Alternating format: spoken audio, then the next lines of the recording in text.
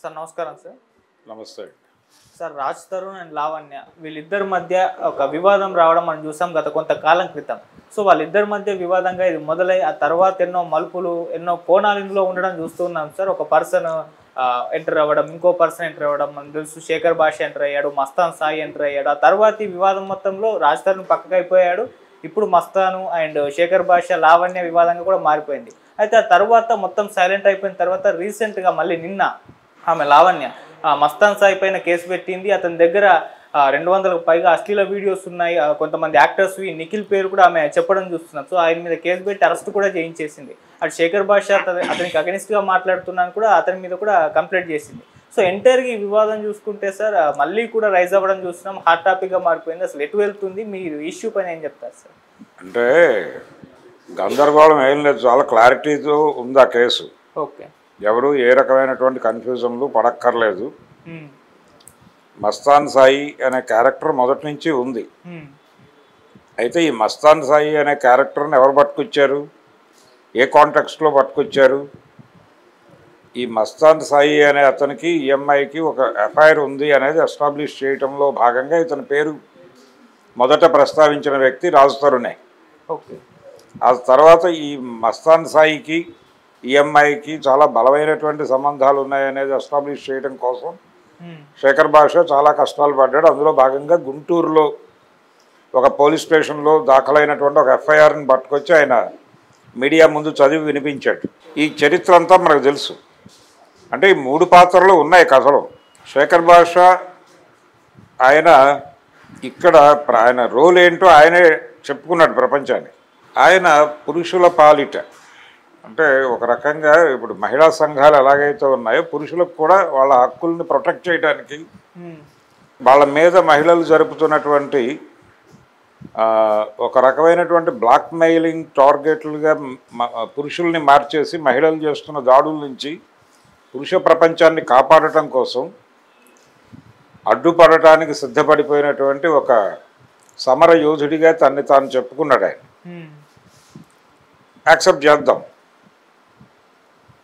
Accept చేసేస్తే అతను ఆ కోణంలో ఆ ఎఫ్ఐఆర్ ఇవన్నీ చెప్పడం ద్వారా వాళ్ళిద్దరి మధ్య ఒక రిలేషన్ ఉంది. ఆయన ఈ అమ్మాయి అతని ఏదో మ్యారేజ్, అతని సిస్టర్ మ్యారేజ్ కోసం గుంటూరు వెళ్ళింది.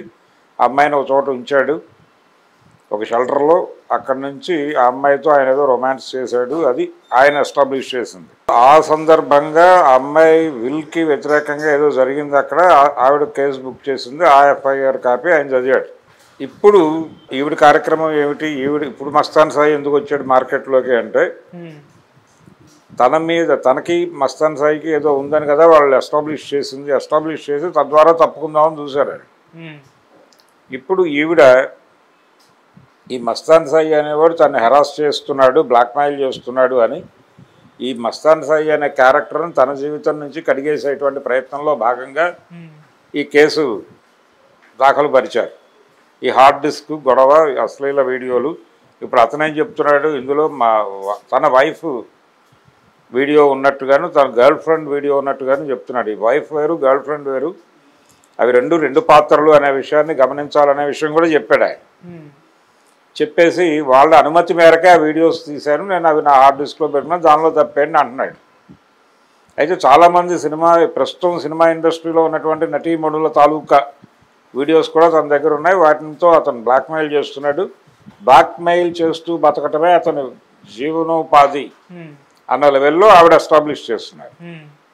చేసేసి మేజర్గా ఇప్పుడు మస్తాన్ సాయి అనేవాడు ఆవిడ యాంగిల్లో విక్టిమ్ అయితే, అంటే విక్టిమ్ అని కాదు, ఇప్పుడు అతను నేరస్తుడిగా ప్రూవ్ అయిపోతే అతను తప్పుకుంటాడు సినిమా వచ్చి. అప్పుడు స్ట్రైట్గా ఉండేది ఎవరు? లావణ్య, రాజ్ తరుణ్. మధ్యలో శేఖర్ భాష. ఇది ప్రోగ్రామ్, ఇది డిజైన్. ఇంతకాలం దాదాపు సంవత్సరం కాలంగా నడుస్తోంది ఈ డ్రామా. అంటే ఇంతకాలం అయినా ఇది ఎందుకు రిజాల్వ్ కావట్లేదు అంటే ఇక్కడ చాలా సీరియస్గా ఇప్పుడు ఆ అమ్మాయి నాకు అతను కావాలి అంటోంది, నేను అతన్ని ప్రేమిస్తున్నాను అంటోంది, అతనితో ఉంటానంటోంది. ఎందుకంటోంది? అతను కాదంటున్నాడు. కాదన్న వాడితో బలవంతంగా ఎలా ఉంటుంది? ఈవిడ ఉండే అవకాశం లేదు, కానీ ఉంటానంటోంది. ఎందుకంటోంది? అంటే చాలా కాన్షియస్గా అక్కడ ఆర్థిక వ్యవహారాలు ఉన్నాయి. డబ్బుతో ముడిపడి ఆస్తుతో ముడిపడినటువంటి ఒక గొడవ అది. ఇక్కడ లీగలు ఇల్లీగలు వీళ్ళ అఫైర్లు వీళ్ళ జీవితాలు కాదు. వీళ్ళు అంటే ప్రజెంట్ డే యూత్ తాలూకా జీవితం, దాని తాలూకా షేడ్స్, ఆ జీవితం అనుభవించారు వాళ్ళు. ఆవిడ చాలా క్లియర్గా చెప్పింది. ఆవిడ డ్రగ్ కన్జ్యూమింగ్ అలవాటు ఉంది అనే విషయం కూడా ఆవిడ చెప్పేసుకుంది. ఆవిడే చెప్పుకుంది, ఎవరో చెప్పడం కాదు. అయితే ఈ పెడ్లర్ అనేటువంటి మాట దగ్గర ఆవిడ డిఫర్ అయింది. నేను ఎవరికీ అమ్మలేదు, కానీ పార్టీ కల్చర్లో ఇదంతా భాగమే కదా అంది ఆవిడ చాలా క్యాజువల్గా. అంటే పార్టీ కల్చరు, జీవితము, ఈ రకమైనటువంటి రిలేషన్స్ ఇవన్నీ క్వైట్ కామన్ అనే పద్ధతిలో చెప్పింది ఆవిడ. ఒక జీవితంలో ఉన్నాం మేము. ఈ జీవితం తెలిసిన వాళ్ళకి తెలుస్తుంది, తెలియనివాడికి తెలియదు. ఈ జీవితంలో ఉన్న సందర్భంగా 12 ఏళ్ల నుంచి మేము కలిసి ఉన్నామని చెప్పింది. మేము 7 ఏళ్ల నుంచే కలిసి ఉన్నామని ఆయన చెప్తున్నాడు. అయితే కలిసి ఉన్నామనే మాట ఇద్దరు చెప్పారు కాబట్టి కామన్గా కలిసి ఉన్న మాట వాస్తవం. వాళ్ళు ఈ కల్చర్లో ఉన్నమాట వాస్తవం. పార్టీ కల్చర్లో డ్రగ్ కన్జ్యూమింగ్ ప్రోగ్రామ్ కూడా ఉంది ఇక్కడ. ఇవన్నీ ఉన్నాయి. ఇవన్నీ నైతిక కోణంలోకి పట్టుకొచ్చి ఇప్పుడు మాట్లాడుతున్నారు. ఈ నైతిక కోణంలో చూస్తే ఇవన్నీ తప్పు. అంటే ఏ నైతికత? వాళ్ళు చెప్తున్నటువంటి పార్టీ లైఫ్ నైతికత వేరు, బయట సమాజంలో ఉన్నటువంటి నైతికత వేరు. ఈ నైతికత కళ్ళజోడు పెట్టుకుని దాన్ని చూస్తున్నారు, అది తప్పు. అక్కడికి ఆ వ్యవహారంలో ఉన్న జీవితాలు చాలా ఉన్నాయి. ప్రజెంట్ డే యూత్ అక్కడే ఉంది. సో దాన్ని కూడా అర్థం చేసుకోవాలి ప్రపంచం. ఆవిడ కలిసి ఉంటాను అంటే కలిసి ఉండడానికి తను సిద్ధంగా లేడు అన్నప్పటికీ ఆవిడ వెంపర్లాడుతోంది, తాపత్రయం పడుతోంది. అంటే వీడిద్దరూ కలిసి బతికిన రోజుల్లో ఏదో అక్వైర్ చేశారు, ప్రాపర్టీ అక్వైర్ చేశారా, లేకపోతే కామన్ అకౌంట్లు ఏమన్నా ఉన్నాయా, అక్కడ ఏమన్నా డబ్బులు ఉన్నాయా, సంథింగ్ ఉంది అక్కడ. ఈవిడ కోరుకుంటోంది, అది బయటకు చెప్పట్లా. దాన్ని అలా ఉంచి ఇతర యుద్ధాలన్నీ చేస్తున్నారు. అది సెటిల్ చేయాలి. అది సెటిల్ చేస్తే ఈ గొడవ నుంచి ప్రపంచం విముక్తి అవుతుంది. ఈ గొడవ నుంచి ప్రపంచం విముక్తి కావాలంటే వాళ్ళ మధ్య ఉన్నటువంటి ఆస్తి గొడవ సెటిల్ అవ్వాలి. ఆ విల్లా ఏదో ఉంది, ఆ విల్లాలో కూడా ఒక పోర్షన్లో వాళ్ళిద్దరూ గొడవ పడుతుండగా, వాళ్ళిద్దరూ కలిసి ఉండి గొడవ పడుతుండగా నేను వెళ్ళి విడదీశానని ఆయన చెప్పాడు. రాజుతారు మీడియా ముందుకు వచ్చి చెప్పిన మాట. సో ఈవిడ ఒకేసారి ఇద్దరితోనూ రిలేషన్లో ఉందేమో అనే ఒక డౌట్ క్రియేట్ చేశారు. ఇది సామాజిక నైతిక కోణంలో కొంచెం చిరాకు పెట్టే అంశమే అయినప్పటికీ ఆ ఏరియాలో అది కరెక్టే కావచ్చు. సో దాన్ని కూడా మనం తప్పని అనొద్దు, అది ఓకే, అది కూడా యాక్సెప్టెడే. ఇక్కడ అన్యాక్సెప్టెడ్ గొడవ ఏంటంటే వీళ్ళిద్దరూ దీన్ని ప్రపంచ తలనొప్పిగా మార్చే ప్రయత్నం చేస్తున్నారు. ఈ ప్రపంచ తలనొప్పిగా మార్చడం అనేది చిరాకు. ఇక్కడ ఏది విచిత్రం లేదు. అతను దగ్గర వీడియోలు ఉండటము తప్పని నేను అంటలేదు, అలాగే ఈ అమ్మాయి అలా బిహేవ్ చేయటము తప్పని నేను అనటం లేదు. కానీ వీళ్ళు ఆ అమ్మాయి వీళ్ళని అండర్ కరెంట్గా ఏదో అడుగుతోంది, ఆ అడిగినది ఇచ్చేయటంలో వీళ్ళు జాప్యం చేస్తున్నారు. ఈ అడగటము అనేది ఆ అమ్మాయితో మానిపించడానికి నైతిక బెత్తం పట్టుకుని కొడుతున్నారు. ఇది జరుగుతోంది. సో దీని మీద యుద్ధం జరుగుతోంది. అందుకని ఇప్పుడు ఎవరు ఇన్వాల్వ్ అయినా ఈ ఎపిసోడ్లో ఆ అమ్మాయి ఏం కోరుకుంటుందో క్లియర్గా కనుక్కుని అది ఇప్పించేస్తే క్లోజ్ అయిపోతుంది వ్యవహారం. ఎంత ఇచ్చుకోలేము, ఇంత ఇచ్చుకోగలం, లేదు ఈ అక్వైర్ చేసినటువంటి ప్రాపర్టీలో ఇంత భాగం ఇవ్వగలం, ఇంత భాగం ఇవ్వలేము, ఆర్థికం తప్ప ఇంకేం లేదు అక్కడ. దేర్ మస్ట్ బి ఒక ఎకనామిక్ వ్యవహారం ఉంది అక్కడ. దాన్ని ఆ డిస్ప్యూట్ సెటిల్ అయితే తప్ప ఈ గొడవ పోతుంది. అప్పటి వరకు ప్రపంచం భరించక తప్పదు. సార్ మీరు అన్నట్టు ఓన్లీ రాజ్ తరుణ్, లావణ్య వీరిద్దరే సీన్లో ఉండడానికి, మస్తాన్ సాయిని తప్పించడానికి ఈ ప్రయత్నం జరుగుతుంది కదా. అయితే ఇంకో సీన్లో ఉండేది శేఖర్ భాష. ఆయన్ని చంపించడానికి కూడా లావణ్య ప్రయత్నించిందని ఒక వార్త ప్రచారం అవుతుంది. దానికి సంబంధించిన ఆడియో కూడా లీక్ అయిందని చెప్తుంది. సో ఇటువంటి పరిణామాన్ని కూడా చోటు చేసిన శేఖర్ భాష మీద ఆవిడ విమర్శలు చేసింది కదా, ఓపెన్గానే డిబేట్లో కూడా వాళ్ళిద్దరూ ఘర్షణలు పడ్డారు కదా. అవును. ఇప్పుడు అవతల వైపు నుంచి అతను నిలబడుతున్నాడు.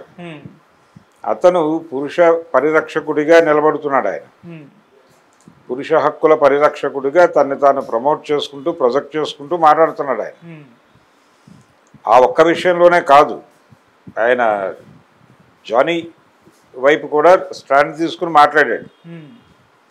సో ఆ ప్రోగ్రామ్ అతను ఒక ఉద్యమంలో ఉన్నాడని అనుకుందాం. అతను తనకు ఇబ్బందికరంగా మారుతున్నాడు, తన సెటిల్మెంట్కి అతను హర్డిల్, అందుకని అతన్ని టార్గెట్ చేస్తోంది ఈవిడ. ఓకే. అతను తప్పుకోవాలి. ఇప్పుడు శేఖర్ భాషని తొలగించటం ఒకటి, ఈ మస్తాన్ సాయిని ఎలిమినేట్ చేయటం ఒకటి, ఈ రెండు సెటిల్ అయిపోతే అతనితో నేరుగా టాక్స్ జరుగుతాయి. అప్పుడు తన కంట్రోల్లోకి వస్తాడని ఈవిడ నమ్మకం. ఓకే. అందులో భాగంగానే జరుగుతుంది. ఎలాగో అతను ఈ రిలేషన్లో ఈ గొడవ ఇక్కడతో ఆగలేదు, బాంబేలో కూడా జరిగింది. ఆ మధ్య మాల్వి మల్హోత్రా అనేటువంటి ఆవిడ ఇంటికి వెళ్ళి వీడు గొడవ చేసి రావడం కూడా మనం భరించాం. సో ఇది నడుస్తున్న డ్రామానే. ఇందులో ఏదైనా ఏ గొడవకైనా ఒక ఆర్థిక గొడవే ప్రధానం. ఒక సెటిల్మెంట్ కావాలి. వాళ్ళిద్దరూ కలిసి ఉన్నటువంటి ఆ 7 సంవత్సరాలు, 12 అని ఆవిడ అంటుంది, 7 ఈయన అంటున్నాడు. పోనీ 7 ఏళ్లే కలిసి ఉంటున్నారు అనుకున్నప్పటికీ ఆ 7 ఏళ్లలో వాళ్ళిద్దరూ కలిసి ఏదో ఎక్వైర్ చేశారు. ఆ చేసింది ఏమిటో చెప్పేసుకుని దానిలో ఎవరి వాటా ఏమిటో తేల్చేసుకుని, ఒకవేళ ఆ విల్లాయే ఇష్యూ అయితే దానిలో ఎవరో ఒకళ్ళు ఒక షేర్ డబ్బులు ఇచ్చేసి సెటిల్ చేసుకుని ఒకళ్ళు ఉంచుకోవాలి, లేదు అమ్మేసి పనిచేసుకుని పారిపోవాలి. ఇది కాకుండా ఇంకేమైనా ఉన్నాయా? చాలా సందర్భాల్లో వీళ్ళ అంటే కలిసి ఉన్న రోజుల్లో, బాగున్న రోజుల్లో వీళ్ళ డబ్బులు వాళ్ళు, వాళ్ళ డబ్బులు వీళ్ళు వాడేసుకుంటారు. అలాంటివి ఏమైనా జరిగినాయా? ఆ రకమైనటువంటి సెటిల్మెంట్లు ఏమైనా ఉన్నాయా?